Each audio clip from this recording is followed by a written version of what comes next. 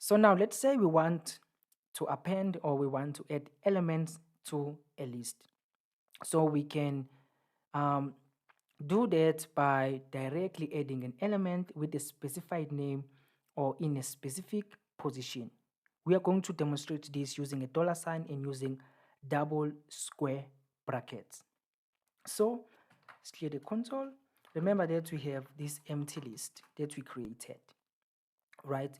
So now let's say we want to add an element, right, in this list. So what we can do is that we can say empty list. We use square brackets saying that add this element in the first position of this list. We're gonna add our matrix, which is just a matrix of these characters. And now if we say empty list, if we say empty list, say empty list, if we say empty list and run this, we observe that we have added elements in this empty list, right? So instead of using square brackets, we can also use the dollar sign, right? Say, for example, we want to come to create another empty list and say you are empty. So we create another empty list. We create another empty list and say list, right? So we have created this empty list. If you can call this empty dot list and you run this, you will observe that our list is empty.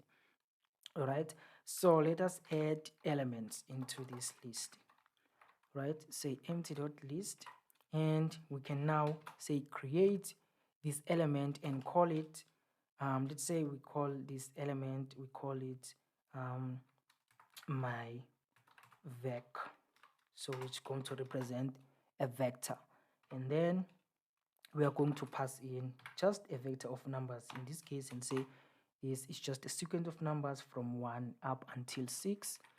And if we try to run this empty dot list, what you will observe is that we have now created this named list which contains this vector, so this sequence of numbers.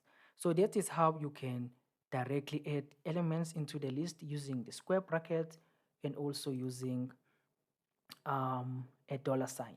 Remember, on a dollar sign you are naming your element in that list, whereas here in this case, if we were to directly want to subscript this element, in most cases we will use these double square brackets.